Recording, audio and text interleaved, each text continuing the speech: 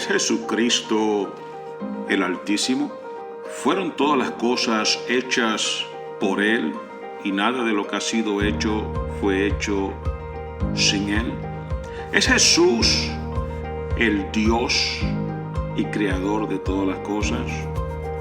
¿Podemos nosotros llegar al Padre sin Jesucristo? ¿Podemos nosotros tener una relación con el Padre sin tener una relación con el Hijo?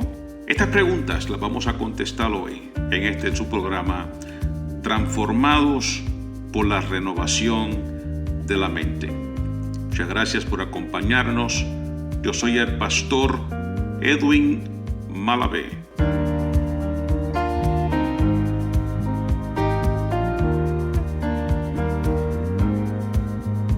Porque la palabra de Dios es viva y eficaz y más cortante que toda espada de dos filos y penetra hasta partir el alma y el espíritu, hasta las coyunturas y los tuétanos, y discierne los pensamientos y las intenciones del corazón.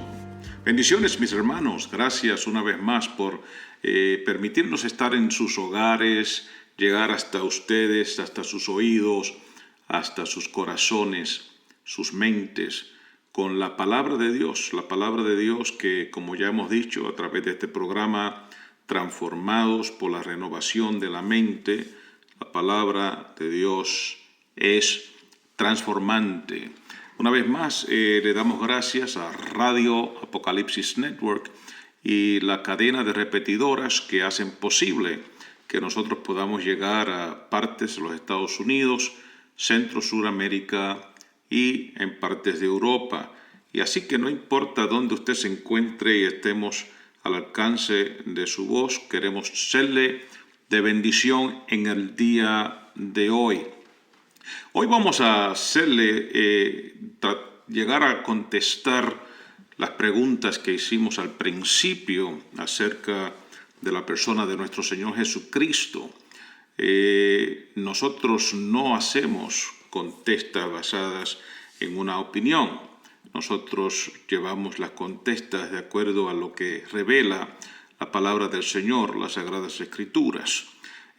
También queremos que la gente entienda, los que nos están oyendo, que no todas las voces que se oyen y todas las explicaciones que se dan y que oímos popularmente en diferentes lugares están calificadas por la palabra del Señor.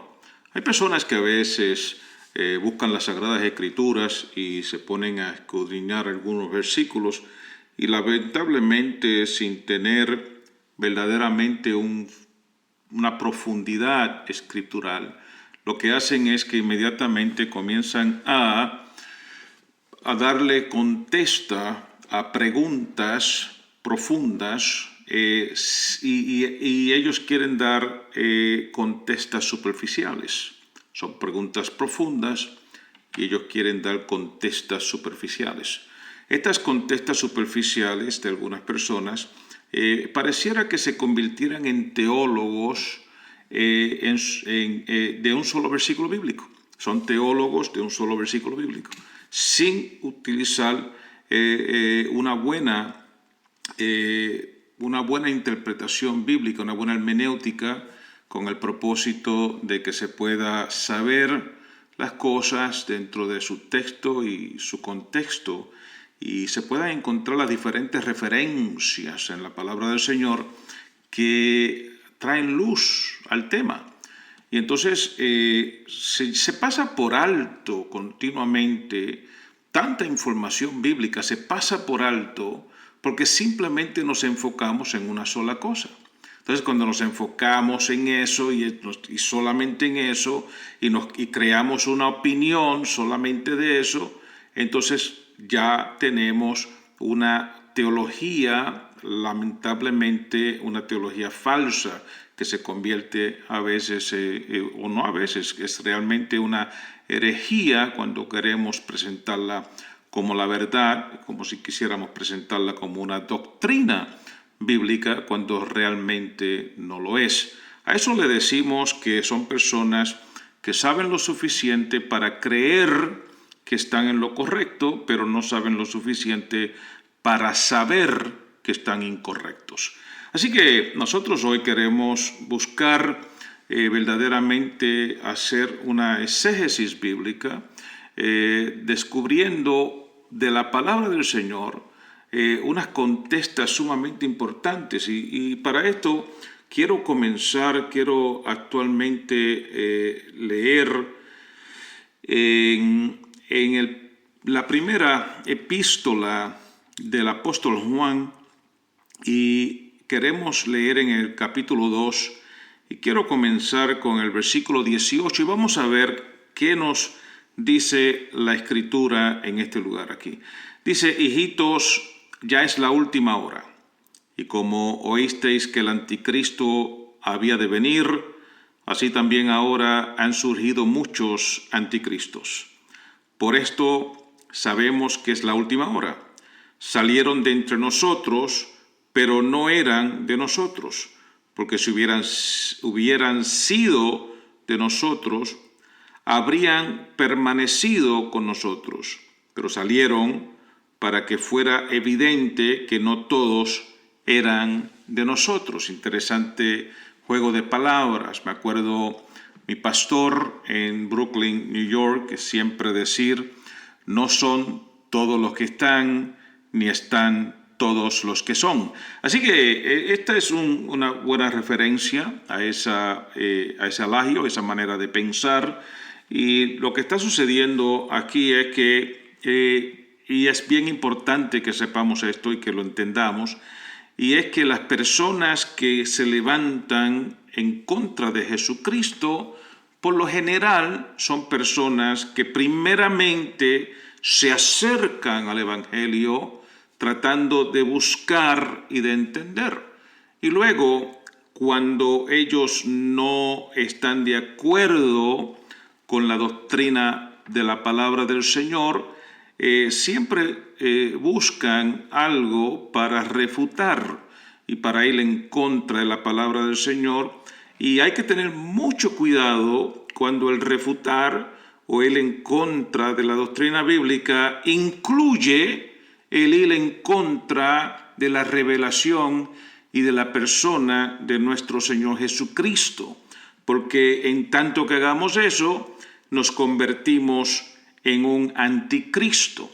Hay muchas personas que creen que el anticristo, hablan del anticristo, el anticristo, el anticristo, y al oír la palabra anticristo, ellos quieren referirse a una sola persona, a un solo ser humano.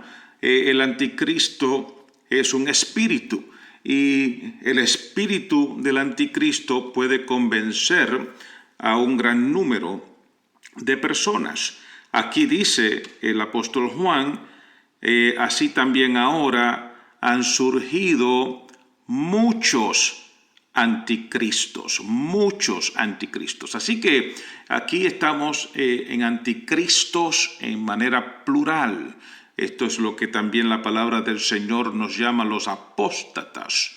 Esto es la apostasía, aquellos que en una vez están en la iglesia y luego se hacen impíos y van en contra de toda la palabra del Señor, y después de haber estado adentro, de haber comido con nosotros, bueno, ahora se han convertido en anticristos. Hay que tener aún todavía más discernimiento para entender que hay personas que son anticristos aún asistiendo dentro de la iglesia, porque todavía no han comprendido ni entienden cómo se conecta el Hijo con el Padre y el Padre con el Hijo.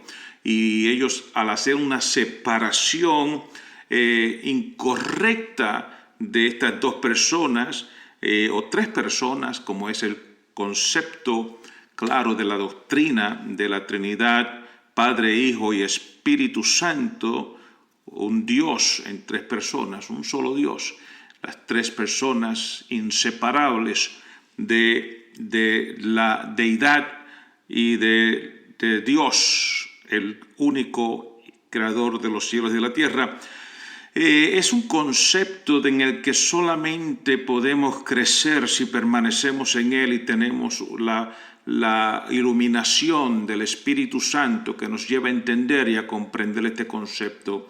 en lo máximo, y es así como cuando entramos a aprenderlo, pues entramos como en la madrugada, que todavía está oscura, pero poco a poco el día va aclarando hasta que el día se hace bien claro y tenemos un buen sol a las 12 del día. Así igual es la iluminación del Espíritu Santo en conceptos profundos que no pueden ser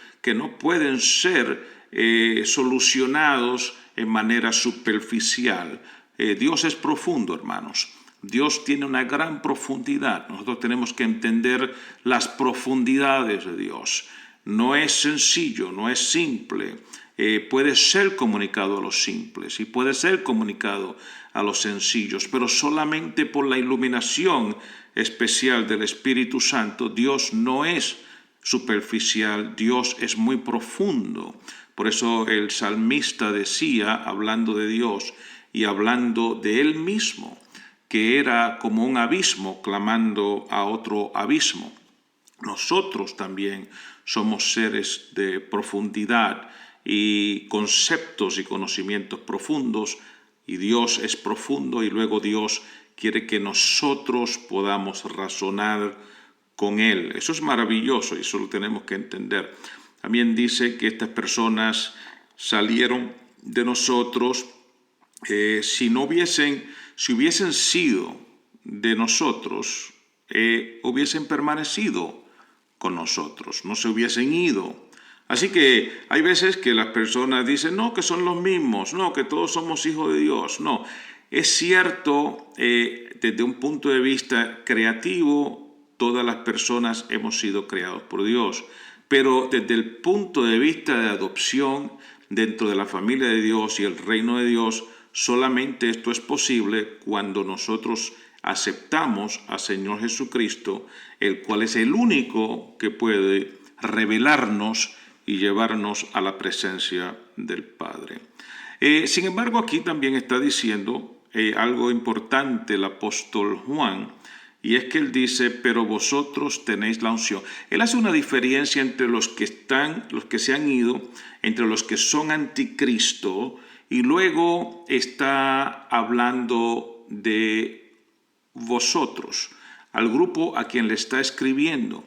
El apóstol Juan está escribiendo a mí, te está escribiendo a ti, y así de la misma manera yo también, al estarte hablando y sabiendo y reconociendo que tú, tu familia, tu casa, tu comunidad, tu iglesia han decidido verdaderamente servir al Señor, entonces se puede usar estas palabras que dice aquí, pero vosotros tenéis la unción.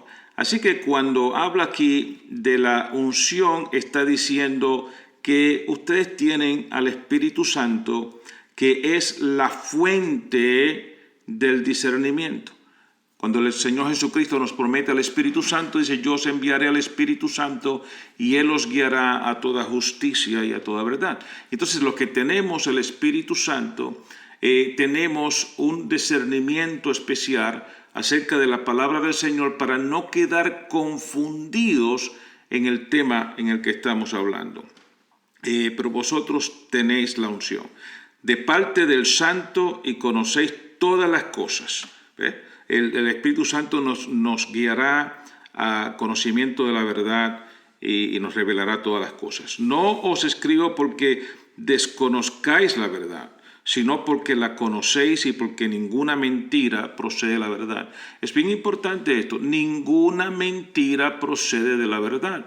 La palabra del Señor es la verdad y es imposible que ninguna mentira proceda de la verdad. Entonces, si hay mentiras que se están llevando a cabo, es porque las personas que las están diciendo no tienen la revelación del Espíritu Santo, sus vidas no están iluminadas y están mirando al libro llamado la palabra del Señor, la Biblia, lo están escudriñando en la carne y no en el Espíritu. Y desde ese punto de vista no entienden y luego quieren convertirse en maestros que se convierten entonces en falsos maestros porque no entienden la verdad.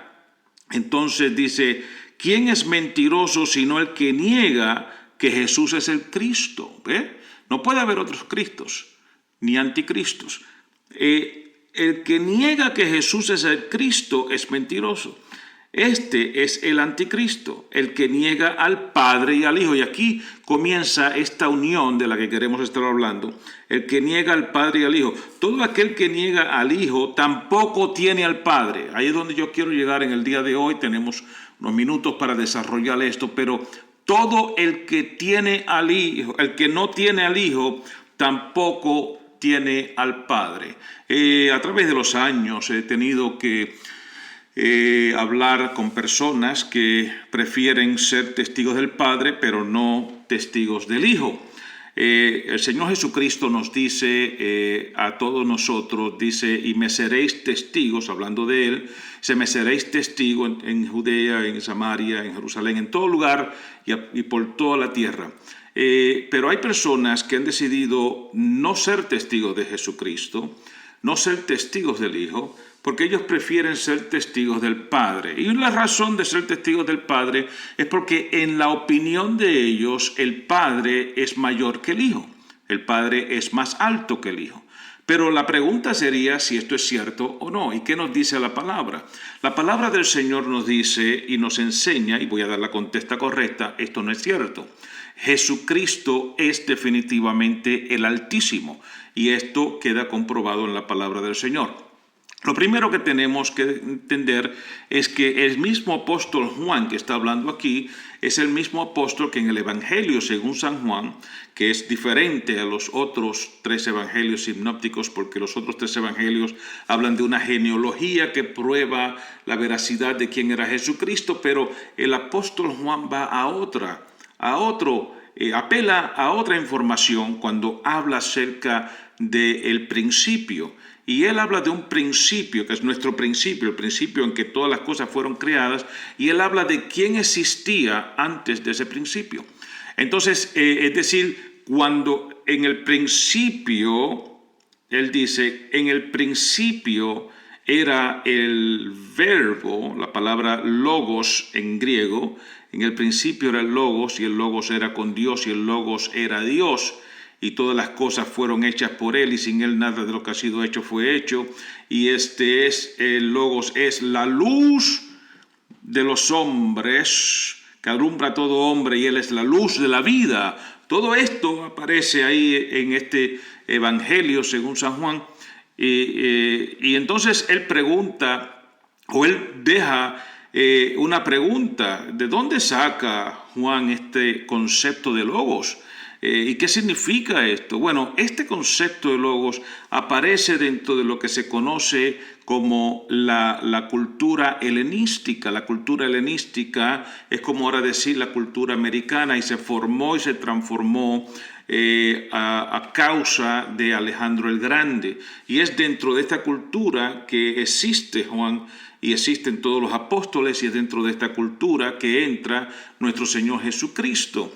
Y esta cultura que presenta Alejandro el Grande, tenemos que reconocer que está basada y arraigada y cimentada en las filosofías de los grandes filósofos griegos. Los hombres que se conocían como los hombres que más sabían sobre la faz de la tierra, tales como lo era Sócrates, Platón, Aristóteles y Alejandro el Grande. Voy a explicar por qué. Porque Sócrates era el maestro, o el discípulo de Sócrates era Platón, el discípulo de Platón era Aristóteles, y el discípulo de Aristóteles era nada menos que Alejandro el Grande. Entonces, ¿quiénes son los que presentan el concepto del logos? Son precisamente Platón y Aristóteles. Y ellos alegan que hay un logos, hay una palabra, hay un verbo. Ellos dijeron que este verbo es el verbo que ellos conectaron ese verbo con Dios. Ellos dijeron que el verbo creó todas las cosas, que el verbo es lo que sostiene todas las cosas, que el verbo es lo que mantiene una unidad del universo completo. Eso es lo que estaba diciendo Platón y estaba diciendo Aristóteles. En una ocasión, otro personaje llamado Filo identificó al verbo como el ángel de Jehová que aparecía en el Viejo Testamento. Entonces ahora nosotros tenemos esa información dentro de la cultura helenística acerca del verbo y cómo se comunica y cómo se revela de acuerdo a hombres como Platón y como Aristóteles y lógicamente como Alejandro el Grande, que es el formador y transformador de la cultura helenística.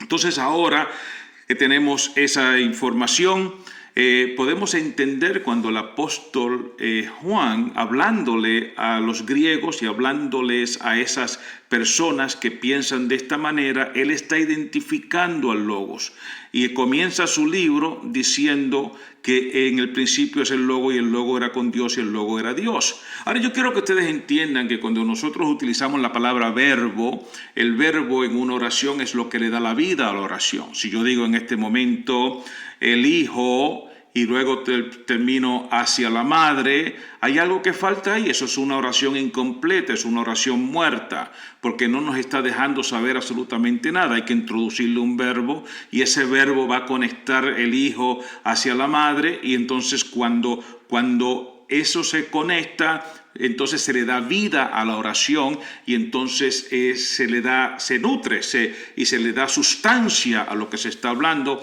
Y entonces estos hombres, como los eran estos grandes filósofos que utilizaban, ahora nosotros en nuestros tiempos utilizamos las personas con más conocimiento en el mundo probablemente puedan estar utilizando unas 10.000 palabras.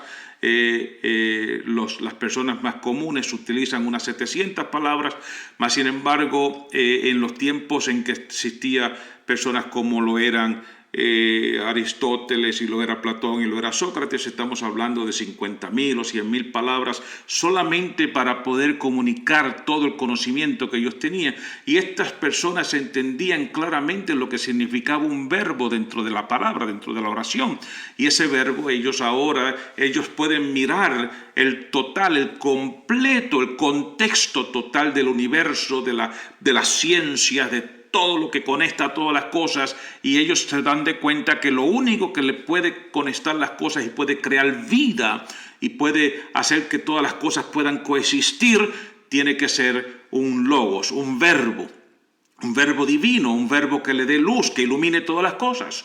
Entonces ahora es por eso que ellos están diciendo que existe ese logos, ese verbo, y entonces encontramos que la oración donde dice el niño hacia la madre, pues no tiene ningún sentido, excepto que de momento pongamos un verbo que diga corrió, que es el verbo de la palabra correr. Entonces decimos el niño corrió hacia la madre. En ese caso la oración ahora tomó vida, y al tomar vida se entiende, hay esencia, se comprende qué fue lo que sucedió.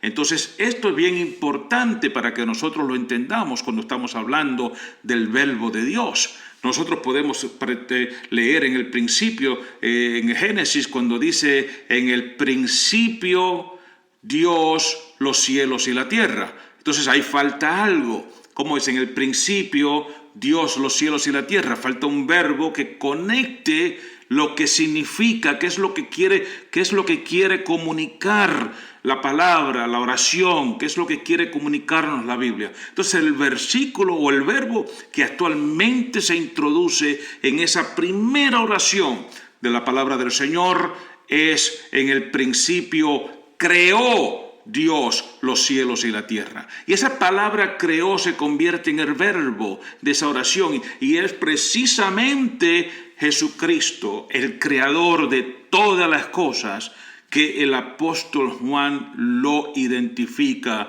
como el verbo de Dios y el verbo de vida.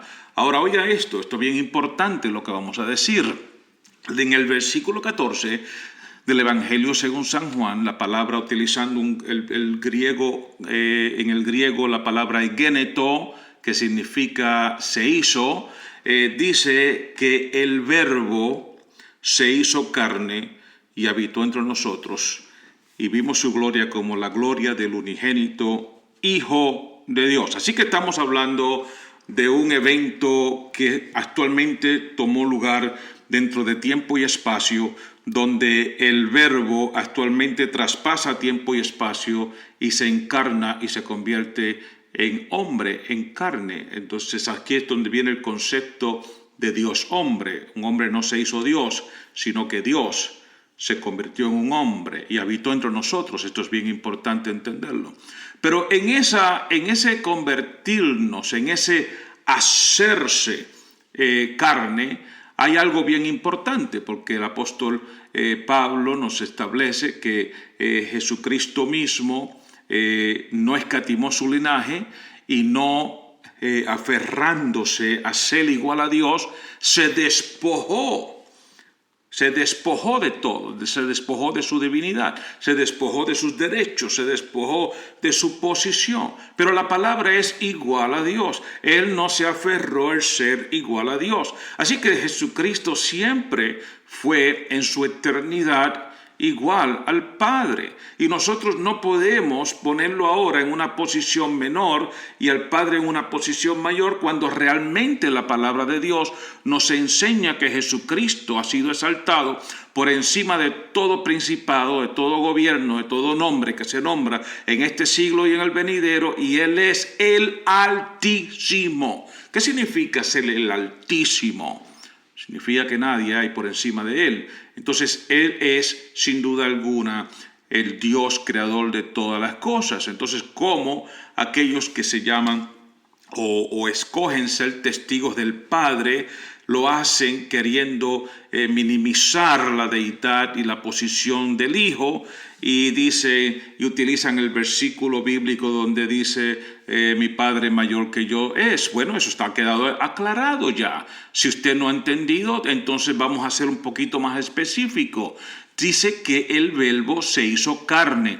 Dice que se despojó para bajar hasta los sumos. Dice también en Hebreos que se hizo menor que los ángeles. Estamos hablando de un momento, de una existencia temporal de nuestro Señor Jesucristo sobre la faz de la tierra, y es dentro de ese contexto que Él dice mi Padre mayor que yo es. Él no estaba diciendo que esa era la asistencia eterna de Él estaba hablando que esa era la condición terrenal en la que Él había voluntariamente aceptado venir a la tierra para convertirse en el Cordero de Dios que quita el pecado del mundo y que nos salva y que nos transforma. Así que aquí quedan claras todas estas cosas en la palabra del Señor para que nosotros podamos entender quién es nuestro Señor Jesucristo. Y entonces aquí se entiende cuando la palabra del Señor dice: el que confiesa al Hijo tiene también al Padre. Entonces nosotros no podemos en ningún momento decir que el Padre queda separado del Hijo y que nosotros podemos ir al Padre sin el Hijo, porque aquí el apóstol Juan en la primera epístola, capítulo 2, nos está diciendo que el que no tiene al Hijo no puede tener al Padre. Eso es claro y sencillo. Entonces ahora tenemos que entender que el que no tiene, el que tiene la verdad, no puede haber mentira en él. Eso lo dice la palabra del Señor, eso es lo que está diciendo el apóstol Juan. Entonces, ¿cómo es que tenemos la verdad? ¿Quién es la verdad? ¿Y cómo es? ¿Y cuál es la verdad que nos está refiriendo? Y Jesucristo mismo dice: yo soy la verdad, yo soy el camino y yo soy la vida. Y nadie va al Padre si no es por mí. Así que nosotros no podemos separar al Padre del Hijo o al Hijo del Padre. Nosotros tenemos que mantener al Hijo en su lugar y entender que el Señor ha creado todas las cosas y que Él es el Dios y Creador todopoderoso. Él es el Altísimo, Él es la cabeza de la iglesia. A Él sea la gloria y la honra por los siglos de los siglos. Amén. Gracias por escucharme. Este es el pastor Edwin Malavé.